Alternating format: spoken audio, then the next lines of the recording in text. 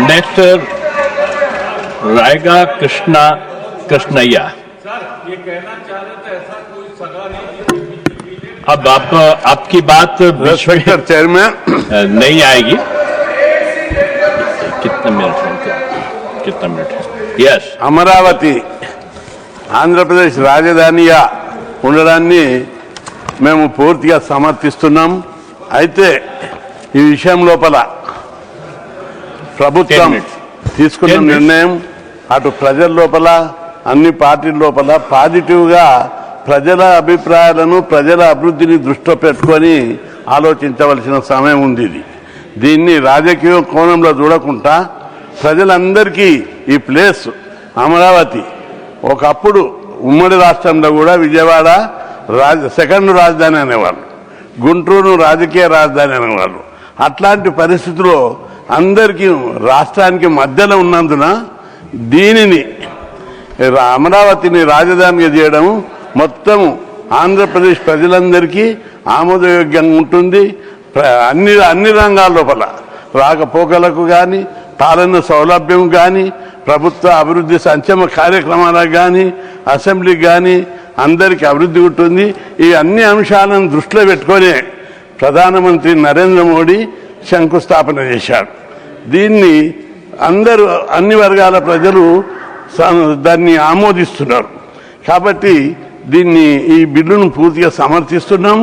రెండవది, ఆంధ్రప్రదేశ్ అభివృద్ధి పట్ల నరేంద్ర మోడీ గారు చాలా స్టెప్స్ తీసుకుంటున్నాడు.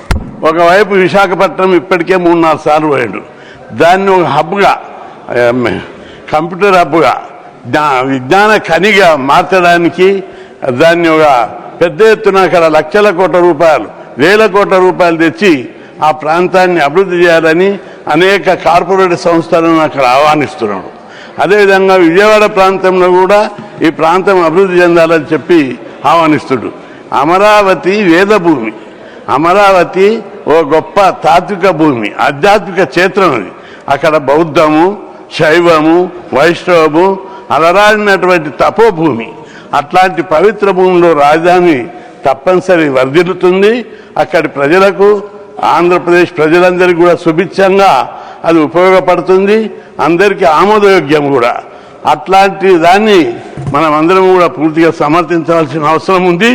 పైగా ఆ ప్రాంతాన్ని అభివృద్ధి చేయడానికి ప్రభుత్వం ఇప్పటికే నరేంద్ర మోడీ గారి ప్రభుత్వం చాలా డబ్బులు రైల్వే కనెక్షన్కి కానీ, మున్సిపల్ యాక్టివిటీస్కి కానీ, పట్టణాభివృద్ధికి కానీ చాలా వివిధ రకాలుగా కేంద్ర ప్రభుత్వం ద్వారా, మళ్ళీ ఆసియన్ బ్యాంకు, వరల్డ్ బ్యాంకు ద్వారా రకరకాల రూపంలో పెద్ద మొత్తంలో ఇచ్చి దీన్ని ఒక ప్రపంచ స్థాయి నగరంగా హైదరాబాద్ను చంద్రబాబు ఎట్లయితే అభివృద్ధి చేసిండో అదేవిధంగా ప్రపంచ స్థాయి నగరంగా ఎన్డీఏ ప్రభుత్వం అమరావతిని అభివృద్ధి చేస్తుందని, అభివృద్ధి చేయాలనే తలంపు ప్రధానమంత్రికి ఉంది. ఆ దిశగా చాలా చర్యలు తీసుకుంటుడు. తప్పనిసరి బలహీన వర్గాలకు కూడా అది చాలా ఉపయోగపడుతుంది. ఆ ప్రాంతంలో అంతా బీసీ, ఎస్సీ, ఎస్టీలు ఉన్నారు. ఆ ప్రజలకు అక్కడ భూముల ధరలు పెరిగి మరియు చదువు కోసం, ఇతర అవసరాల కోసం ఆ ప్రాంతం చాలా ఉపయోగపడే రీతిగా ఉంటుంది. తప్పనిసరిగా ఆ ప్రాంతంలో ఇంకా అభివృద్ధి చేయడానికి ప్రభుత్వం, కేంద్ర ప్రభుత్వం, రాష్ట్ర ప్రభుత్వం డబుల్ ఇంజిన్ ప్రభుత్వం కాబట్టి అభివృద్ధి కోసం వాళ్ళు చాలా చర్యలు తీసుకోగలుగుతారని చెప్పి మేము భావిస్తున్నాం. ఇంకా ఆ ప్రాంతం లోపల బడుగు బలహీన వర్గాల రాజధానిగా అది రూపుదిద్దుకుంటుంది అనడం లోపల ఏమాత్రం సందేహం లేదు. ముఖ్యమంత్రి గారు ఇప్పుడు హైదరాబాద్ ఏ విధంగా అయితే టెక్నాలజీ సిటీగా తీర్చిదిద్దాడో అమరావతిని కూడా ఆ ప్రాంతం లోపల తీర్చిదిద్దుతారని ప్రజలు ఆశిస్తున్నారు.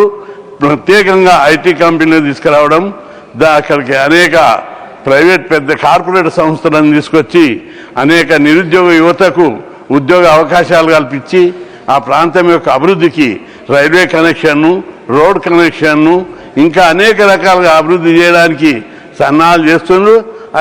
అది అనుకూలమైనటువంటి స్థలం కాబట్టి దాన్ని రాజకీయాలకు అతీతంగా అందరికీ ఆమోదయోగ్యమైన అనుకూలమైనటువంటి ప్రాంతం. ఆ ప్రాంతం అభివృద్ధి పరిస్తే రాష్ట్రానికి చాలా ఉపయోగపడుతుంది. కాబట్టి దాన్ని పాజిటివ్గా థింకింగ్ చేసి అందరు కూడా అభివృద్ధికి ఎందుకంటే ఆంధ్రప్రదేశ్ విడిపోయినప్పుడు లోటు బడ్జెట్ తోటి పోయింది, అందరికీ సానుభూతి ఉంది. కేంద్ర ప్రభుత్వం కూడా పెద్ద ఎత్తున నిధులు ఇవ్వడానికి చర్యలు తీసుకుంటుంది. మోడీ గారు అనేక సార్లు ఆ ప్రాంత వైజాగ్, విజయవాడకు, ఇతర ప్రాంతాల మీద ప్రత్యేక దృష్టి పెట్టారు. కాబట్టి ఆ ప్రాంతం అభివృద్ధికి అందరూ కూడా చర్యలు పాజిటివ్ అండ్ కన్స్ట్రక్టివ్ చర్యలు తీసుకోవడానికి సలహాలు ఇవ్వాలి. ఆ ప్రాంతం దెబ్బతినకుండా ఇంకా మరింత అభివృద్ధికి ఏ విధంగా అయితే పారిశ్రామిక సంస్థలు తెస్తున్నారో, ఏ విధంగా అయితే దాన్ని హబ్బుగా, పారిశ్రామిక హబ్బుగా, కంప్యూటర్ హబ్బుగా విశాఖపట్నం, విజయవాడ, తిరుపతి అనేక ప్రాంతాలు పవిత్ర క్షేత్రాలు ఉన్నాయి. ఈ ప్రాంతాన్ని అభివృద్ధి చేయడానికి మోడీ గారు ప్రత్యేక చర్యలు తీసుకుంటున్నారు. మన ప్రియతమ ప్రధానమంత్రి నరేంద్ర మోడీని రాజకీయ కోణంలో చూడొద్దు. ప్రపంచం లోపల ఆయన విశ్వగురువుగా చూస్తున్నారు. ఆయన సందర్భం కాకపోయినా ఒకసారి నా అభిప్రాయాలు చెప్పాలి.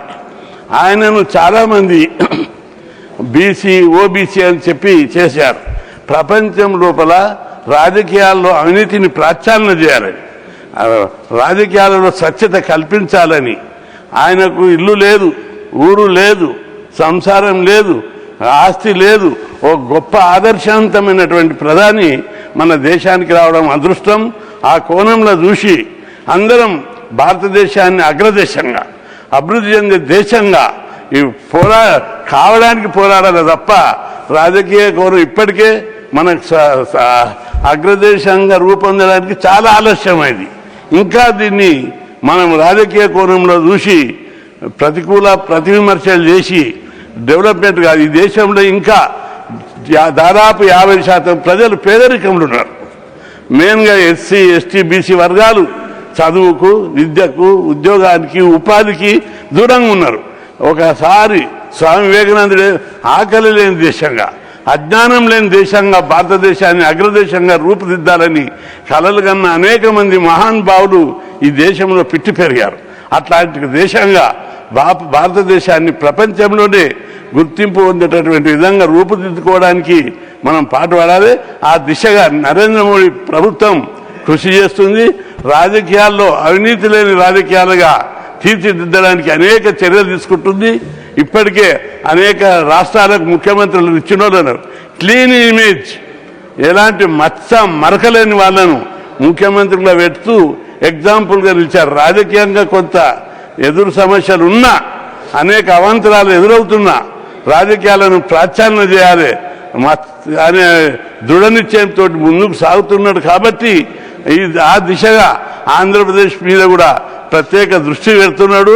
మనం అందరం దాన్ని ఆహ్వానించి రాష్ట్ర అభివృద్ధికి, రాష్ట్రాన్ని సర్వతోముఖ అభివృద్ధికి, అక్కడ యువత చాలామంది చదువుకునే వాళ్ళు ఇప్పుడు దేశంలోని ఏ రాష్ట్రంలో లేని విధంగా 2 తెలుగు రాష్ట్రాల్లో చదువుకునే వారి ఉన్నత విద్యావంతుల సంఖ్య విపరీతంగా పెరిగింది.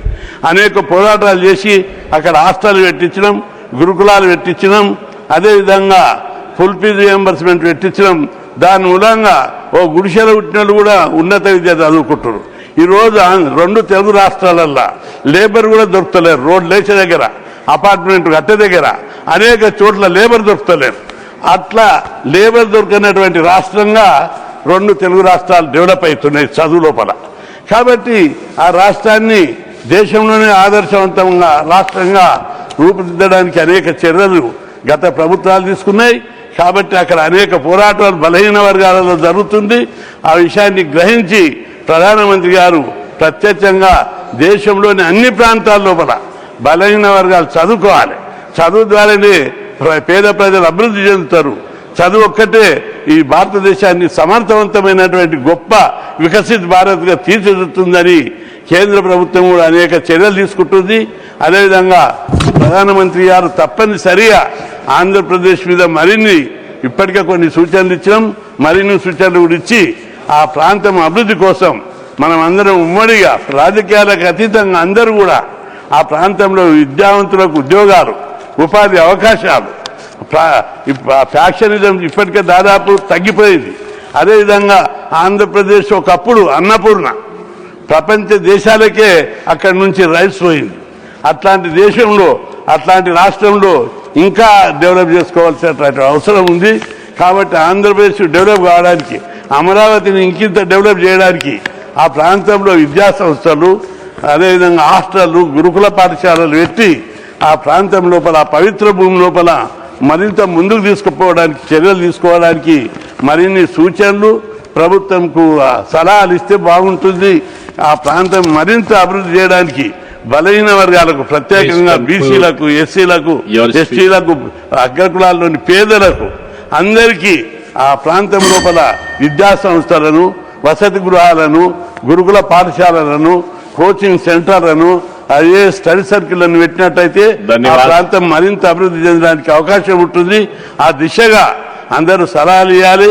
ఆ ప్రాంతం అభివృద్ధికి సిఎస్ఆర్ ఫండ్స్ ను, కేంద్ర ప్రభుత్వం ఫండ్స్ కాకుండా సిఎస్ఆర్ ఫండ్స్, తదితర ఫండ్స్ ను సేకరించి అభివృద్ధి కోసం సూచనలు ఇచ్చి అభివృద్ధికి ఉపయోగపడేటట్టు చేయాలి తప్ప రాజకీయ కోణం ఆలోచించొద్దని, ఆ ప్రాంతాన్ని